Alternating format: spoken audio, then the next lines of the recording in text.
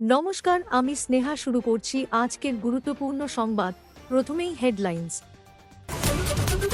অসুস্থতার জন্য আদালতে গরহাজির কালীঘাটের কাকু সন্তু ও শান্তনুকে হেফাজতে পেল সিবিআই। সাপে কাটা রোগীর চিকিৎসায় বড় সিদ্ধান্ত কেন্দ্রর, বাংলাসহ সব রাজ্যে হবে পয়জন ইনফরমেশন সেন্টার। বিধানসভায় রাজ্যের প্রস্তাবে থ্রেট কালচারে উল্লেখ, সচিব ও স্পিকারের বিরুদ্ধে নালিশ বিজেপির। জহর সরকারের ছেড়ে যাওয়া রাজ্যসভা আসনে ভোট কবে, জানালো নির্বাচন কমিশন।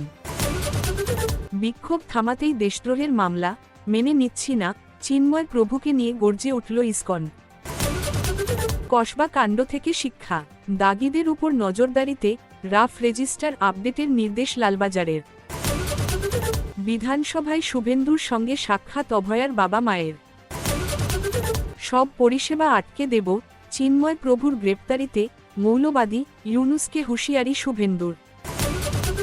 বন্ধু চল, কাঁধে বুলবুল নিয়ে বন্ধুত্ব যাপনে নজির গড়ছেন মহেশতলার সুশান্ত। নিয়োগ দুর্নীতিতে এবার জামিন কুন্তল ঘনিষ্ঠ শান্তনুর, তবে জেলমুক্তি হবে কি? আপনি কোথা থেকে আমাদের ভিডিওটি দেখছেন অবশ্যই কমেন্ট করে জানাবেন। প্রতিদিন সঠিক খবর শোনার জন্য বাংলা নিউজ টাইম চ্যানেলটি সাবস্ক্রাইব করুন। আসছি বিস্তারিত খবরে।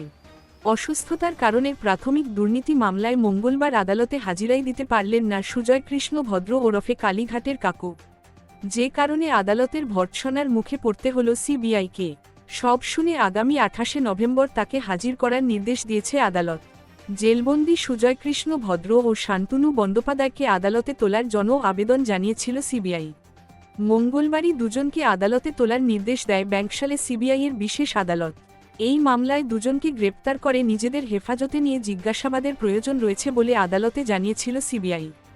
সেই মামলাতেই এদিন কালীঘাটের কাকুকে সশরীরে হাজিরার নির্দেশ দেয় আদালত, কিন্তু অসুস্থতার জন্য তিনি পৌঁছতে না পারায় সিবিআইকে তীব্র ভর্ৎসনা করা হয়। বৃহস্পতিবার তাকে পেশের নির্দেশ দেন বিচারক। তবে নিয়োগ দুর্নীতি ইস্যুতে ধৃত হুগলির বলাগড়ের বহিষ্কৃত তৃণমূল নেতা শান্তনু বন্দ্যোপাধ্যায় এবং পার্থ চট্টোপাধ্যায়ের ঘনিষ্ঠ সন্তু গঙ্গোপাধ্যায়কে হেফাজতে পেয়েছে সিবিআই। উল্লেখ্য, শিক্ষক নিয়োগ দুর্নীতিতে ইডির মামলায় মঙ্গলবার জামিন পেয়েছেন শান্তনু বন্দ্যোপাধ্যায়। মঙ্গলবার সকালে কলকাতা হাইকোর্টের বিচারপতি শুভ্রা ঘোষের বেঞ্চ 10 লক্ষ টাকার বন্ডে জামিন মঞ্জুর করে। বেশ কয়েকটি শর্তে জামিন দেওয়া হয়েছে শান্তনুকে। তবে জামিন পেলেও শান্তনুর জেলমুক্তি হল না, কারণ এদিনই তাকে এবং সন্তুকে হেফাজতে পেয়েছে সিবিআই। তবে কালীঘাটের কাকুকে নিজেদের হেফাজতে পাওয়া নিয়ে ধোঁয়াশায় কেন্দ্রীয় সংস্থা। আসলে প্রাথমিক দুর্নীতিতে ইডির করা মামলায় জামিনের আর্জি জানান কালীঘাটের কাকু। সেই মামলার শুনানি শেষ হলেও রায়দান স্থগিত রেখেছে আদালত। তবে যদি বিচারপতি তার জামিন মঞ্জুর করেন, তবে তদন্তের গতি শ্লথ হয়ে যেতে পারে বলেই আশঙ্কা করছে সিবিআই। সূত্রের খবর, সেই বিষয়টিকে মাথায় রেখেই সুজয় কৃষ্ণ এবং শান্তনুকে আদালতে তোলার আবেদন জানানো হয়েছিল। কিন্তু সন্তু ও শান্তনুকে হেফাজতে পেলেও সুজয় কৃষ্ণ এদিন আদালতেই আসতে পারলেন না। কথায় আছে, বাংলা আজ যা ভাবে, ভারত ভাবে আগামীকাল। ফের তা প্রমাণিত। আগেই শুরু হয়েছিল রাজ্যে। এবার কেন্দ্রীয় স্বাস্থ্য সচিব অতুল গোয়েল পশ্চিমবঙ্গ সহ সব রাজ্যকে একটি করে পয়জন ইনফরমেশন সেন্টার করার প্রস্তাব দিয়েছেন। বাংলার যে কোনো দুটি মেডিকেল কলেজ অথবা হাসপাতালে এই পয়জন ইনফরমেশন সেন্টার তৈরি করার কথা বলা হয়েছে, যাতে সাপের কামড়ে আক্রান্ত ব্যক্তিকে দ্রুত অ্যান্টিভেনম ইনজেকশন দেওয়া যায়। ঘটনা হল, খাস কলকাতার আরজি কর মেডিকেল কলেজ হাসপাতালে 2018 সালেই রাজ্য স্বাস্থ্য দপ্তরের উদ্যোগে পয়জন ইনফরমেশন সেন্টার তৈরি হয়েছিল। কিন্তু পূর্বতন কলেজ কর্তৃপক্ষ যে কোনো কারণেই হোক বিষয়টিকে তেমন গুরুত্ব না দেওয়ায় গোটা প্রকল্প থমকে গিয়েছে। এই অবস্থায় কেন্দ্রীয় স্বাস্থ্য সচিবের চিঠি ঘিরে আরজি কর মেডিকেল কলেজের পয়জন ইনফরমেশন সেন্টারকে নতুন করে গড়ে তোলার সম্ভাবনা দেখা দিয়েছে। কেন্দ্রীয় স্বাস্থ্য সচিবের চিঠিতে উল্লেখ করা হয়েছে, স্বাস্থ্য ভবন সূত্রে খবর, একটা সময় এই বাঙালি ওষুধ উৎপাদক সংস্থা এভিএস তৈরি করত, কিন্তু পরিকাঠামো এবং পরিচালনার ক্ষেত্রে ঘাটতির জন্য সাপের বিষের ওষুধ উৎপাদন বন্ধ হয়ে গিয়েছে। ফের শুরু করার জন্য জায়গা থাকলেও ঘোড়ার হাসপাতাল এবং বিভিন্ন জাতের সাপ রাখার জন্য জায়গা দরকার। সূত্রের খবর, রাজ্য স্বাস্থ্য দপ্তরের অনুমোদন পেলেই কাজ শুরু করতে নেমে পড়বে বেঙ্গল কেমিক্যাল। রাজ্য বিধানসভায় সংবিধান দিবসের আলোচনায় থ্রেট কালচারে উল্লেখ, রাজ্যের তরফে সংবিধান দিবসের আলোচনার জন্য যে প্রস্তাব পেশ করা হয়েছে তাতে থ্রেড কালচার শব্দটির উল্লেখ রয়েছে, যার প্রতিবাদে সরব বিজেপি। মঙ্গলবার সংবিধান দিবস উপলক্ষে বিধানসভায় যে প্রস্তাব পেশ করা হয়েছে তাতে মূলত কেন্দ্রীয় এজেন্সিগুলিকে নিশানা করে থ্রেড কালচার শব্দটি উল্লেখ করা হয়েছে। ওই প্রস্তাবে বলা হয়েছে, কেন্দ্রীয় এজেন্সিগুলিকে ব্যবহার করে ভয় দেখানোর কৌশল নেওয়া হচ্ছে। সাংবিধানিক এবং যুক্তরাষ্ট্রীয় পরিকাঠামো ব্যবস্থা নষ্ট হচ্ছে।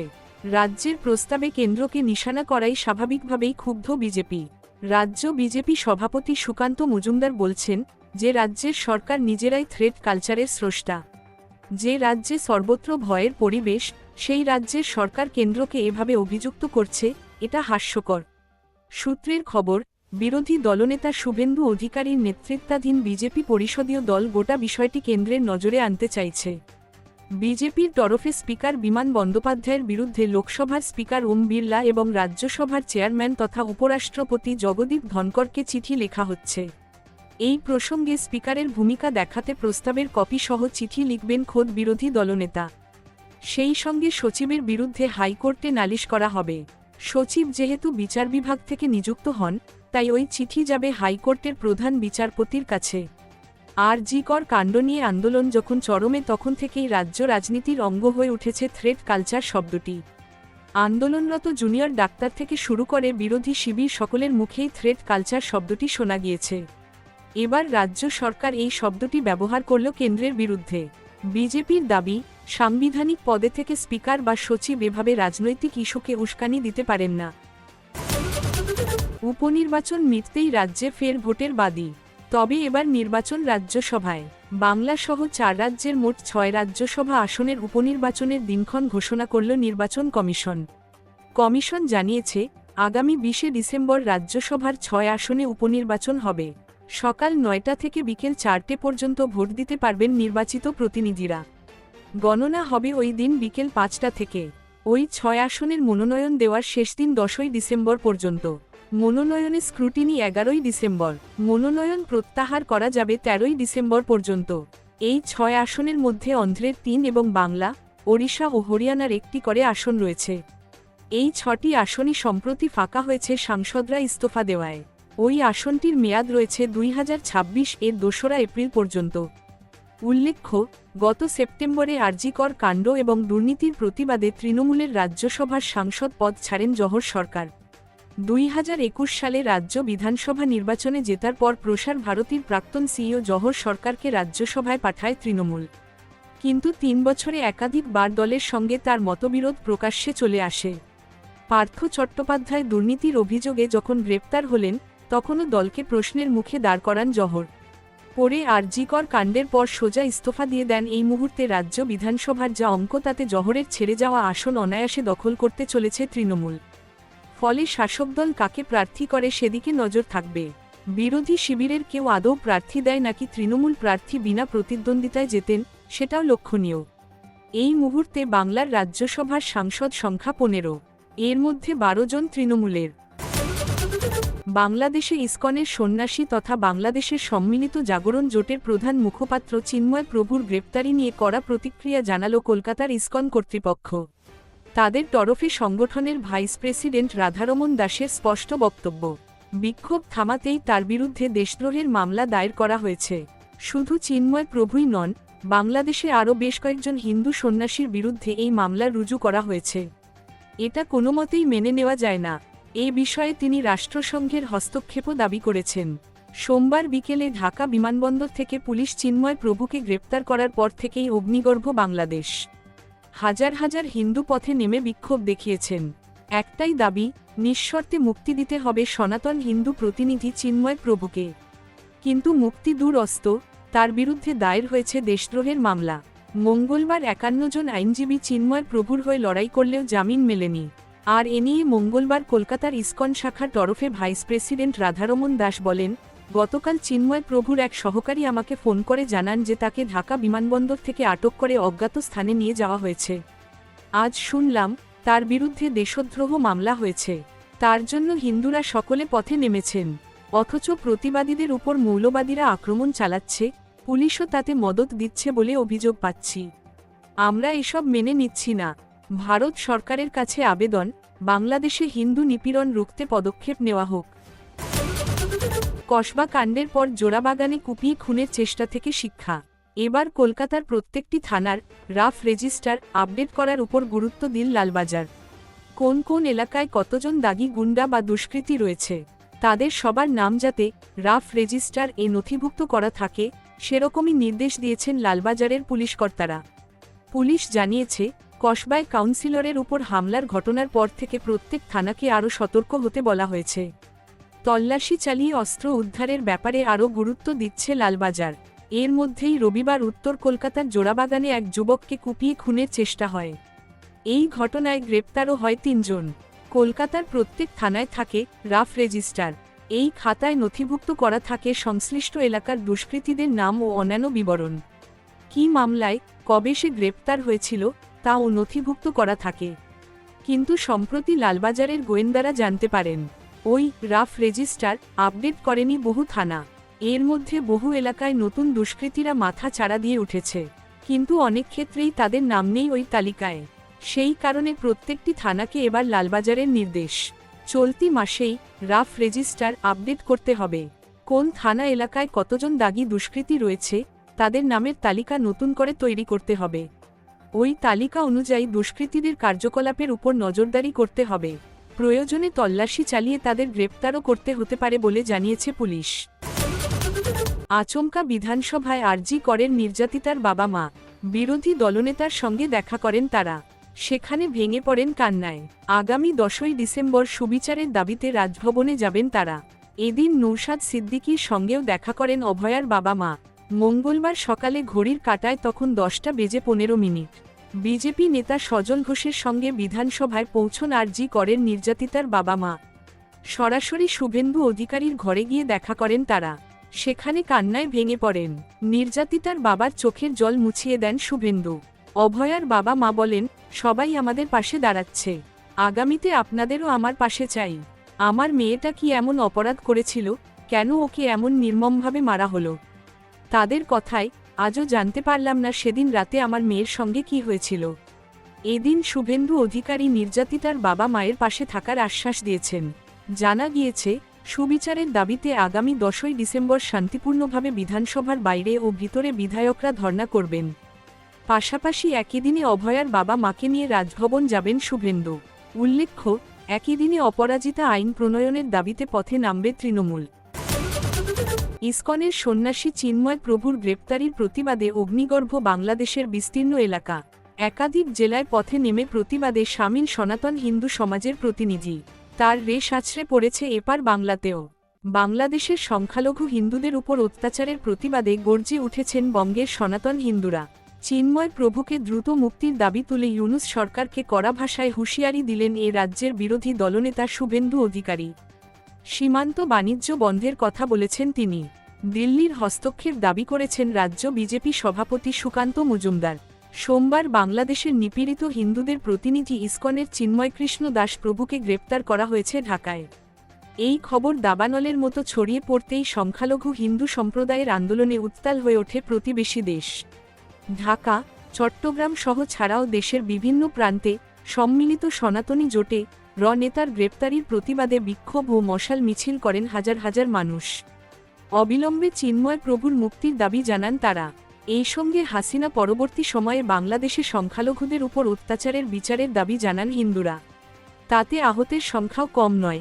এদিন সংবাদমাধ্যমের মুখোমুখি হয়ে বাংলাদেশের অন্তর্বর্তী সরকারের বিরুদ্ধে রীতিমতো ক্ষোভ উগরে দিলেন শুভেন্দু। ইউনূস সরকারকে মৌলবাদী বলে তোপ দেগে তার হুঁশিয়ারি, চিন্ময় প্রভু ওখানে সনাতন হিন্দু সমাজের সম্মানীয় প্রতিনিধি। সংখ্যালঘুদের নিরাপত্তার স্বার্থে তিনি লড়াই করছেন। তাকে দ্রুত না ছেড়ে দিলে আমরা সব পরিষেবা বন্ধ করে দেব। মনে রাখবেন, এখান থেকে কিন্তু সমস্ত পণ্য পৌঁছয় ওপার বাংলায়। মঙ্গলবার এ নিয়ে বিধানসভার বাইরে বিজেপি বিধায়করা বিক্ষোভ দেখান। তাদের হাতের পোস্টারে লেখা, চিন্ময় মহাপ্রভুর নিঃশর্ত মুক্তি চাই। সুকান্ত মজুমদারের দাবি, বিদেশমন্ত্রী এস জয়শঙ্কর এ ব্যাপারে হস্তক্ষেপ করুন। বন্ধু চল রোদ্দুরে মন কেমন মাঠজুড়ে, যেন এক বন্ধুত্বের গল্প, না পাওয়া অথবা অন্ধকারের দুনিয়ায় এক আকাশ ভালোবাসার কাহিনী। মহেশতলার সুশান্ত মণ্ডলের জীবনে এক অমানবীয়তার স্পর্শের কথকতা যেন। তিনি ক্যাব চালব। শীত গ্রীষ্ম বর্ষা অনলাইন অ্যাপ ক্যাবেই চলে সুশান্তর রোজগার, কিন্তু সাধারণ এই ক্যাব চালকের সঙ্গী হয়েছে ছোট্ট এক পাখি। শীর্ণকায় সেই বুলবুলিই হয়ে উঠেছে ওই তার সর্বক্ষণের সঙ্গী। শুনতে অবাক হলেও এই শহর কলকাতাতেই ঘটছে এমন বিরল ঘটনা। উত্তর থেকে দক্ষিণ কলকাতা রাজপথে সাদা অল্টো গাড়ির ওই চালকের কাঁধে দিব্যি খোশমেজাজে বাস ছোট্ট ঝটু জোড়া বুলবুল পাখির একটিকে নিয়েই চলাফেরা সুশান্তর। এমনকি চা থেকে ভাত ঝটু জন্য আলাদা কোনো ব্যবস্থা করতে হয় না ওই ক্যাব চালকের। 15-16 ঘন্টা গাড়িতে চেপে ঝটুর ক্লান্তি আসে না একটুও। যাত্রীদের কাছেও খুব একটা বিরক্তির কারণ হয় না ছোট্ট বুলবুলি। মহেশতলার গোপালপুর এলাকার বাসিন্দার কথায়, আমার বাড়ির পাশের একটি গাছের তলায় পড়েছিল একজোড়া বুলবুলি পাখি। আমার স্ত্রী ওদের নিয়ে আসে, খাঁচায় নয়, তারপর থেকে বাইরে ছেড়ে রেখেই ওদের যত্ন শুরু করি। তবে ঝটু অন্যরকম হয়ে গিয়েছে, আমার সঙ্গ ছাড়ে না। গাড়ি চালাই ওকে নিয়েই, কোথাও চলে যায় না।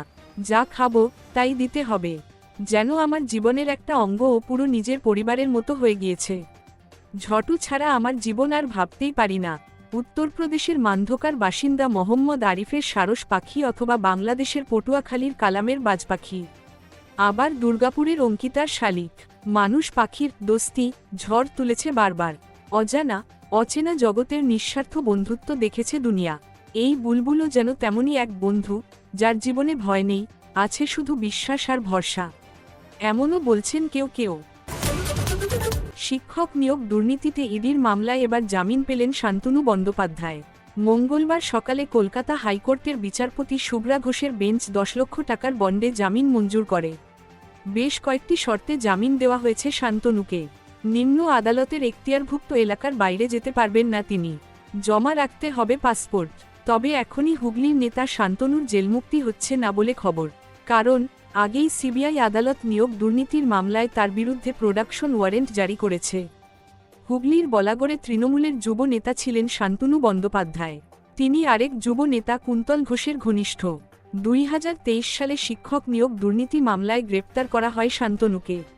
তার আগে নিয়োগ দুর্নীতি মামলায় অভিযুক্ত হিসেবে গ্রেপ্তার হওয়া মিডলম্যান তাপস মণ্ডলকে জেরা করে কুন্তল ঘোষ। শান্তনু বন্দ্যোপাধ্যায়দের নাম উঠে আসে তদন্তকারীদের হাতে। হুগলির এই দুই প্রাক্তন তৃণমূল যুব নেতা নিয়োগ দুর্নীতি চক্রের অন্যতম মাথা বলে উল্লেখ করেছিলেন তাপস।